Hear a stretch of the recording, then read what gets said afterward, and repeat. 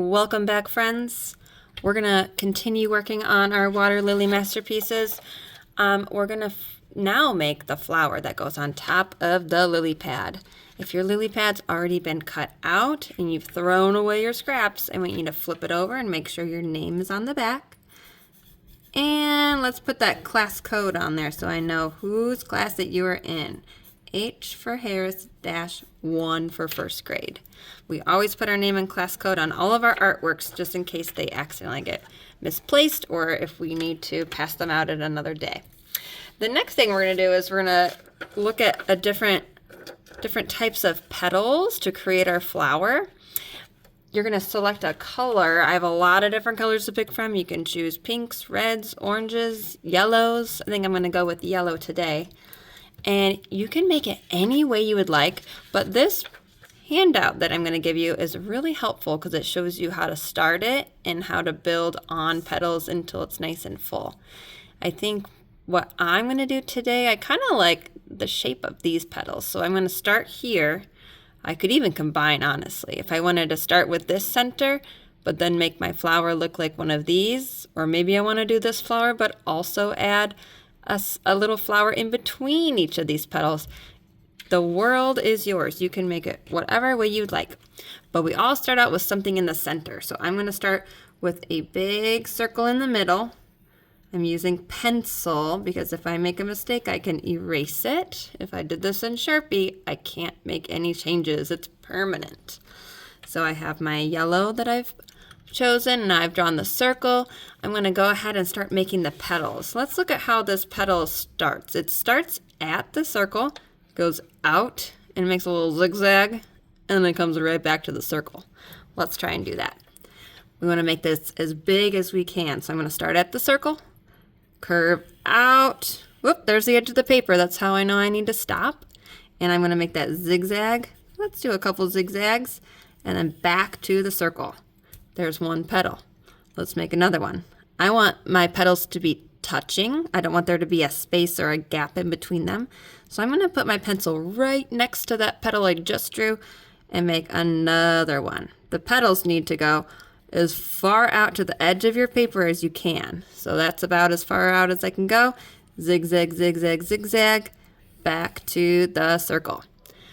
We will be cutting these out after we've Sharpied and colored them. So be mindful of what you're drawing and if you think you'll be able to cut that out. I'm pretty handy with my scissors, so I think I'm up for the challenge to be able to cut out these teeny tiny zigzag bumps. But if you think that might be a little too challenging, you might want to simplify or do it a little less zigzaggy.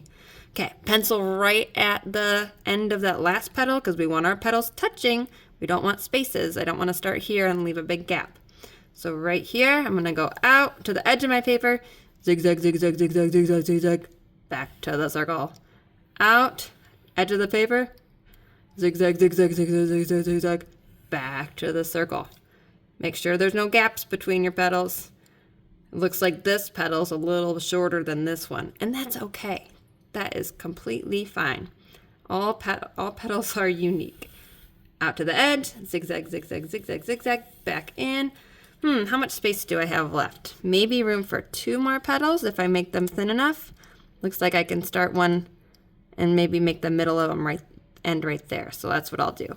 Out, zigzag, zigzag, zigzag, zigzag, back to the middle. Just enough room for 1 more petal. Out to the edge, zigzag, zigzag, zigzag, zigzag, back to the middle. There is your flower. If you would like to add some flower petals in between, like add a curve or a pointy petal in between each one, you can. I don't know if I'm going to. I'm going to sketch it out and see if I like it, and if not, I can erase it or just skip that part. I think I'm going to leave them out. Now, I need to trace it over in a black Sharpie marker because we need all of our drawing lines to be easy to see and cleanly outlined. So I'm tracing over the pencil. I could even draw details like pollen. I might add a few dots to represent the texture of the center of our flower, which has a lot of pollen and bristle textured. Dots are great for that. I'm going to carefully outline my petals and keep going until it's fully outlined.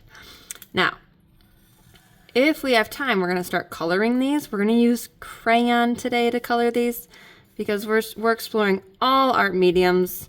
We're going from paint to oil pastel on our lily pad to now crayon. We're covering all our bases with this one. So with crayon, what we'll be doing, I'm going to swap this out for one that I already began. We're going to be carefully filling in our petals with color. Now, you can choose whatever colors you want and you can make all your petals the same like I'm doing right here, or you can make them different.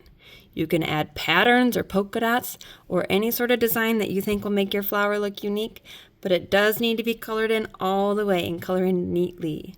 Remember craftsmanship, we always talk about doing neat craftsmanship when we color. We color solid, we don't leave any white spots behind, and we make sure we stay in the lines. Here's one that I did a while back, and I did different color petals in between my pink petals. I even used a white crayon to add line patterns to the petals because I thought that might look pretty unique. So, have fun coloring and designing your flowers. I can't wait to see how they turn out. The trick at the end is I'll show you how to make these from a 2-dimensional paper to a 3-dimensional flower that sits on top of your lily pad. All right, good luck, artists.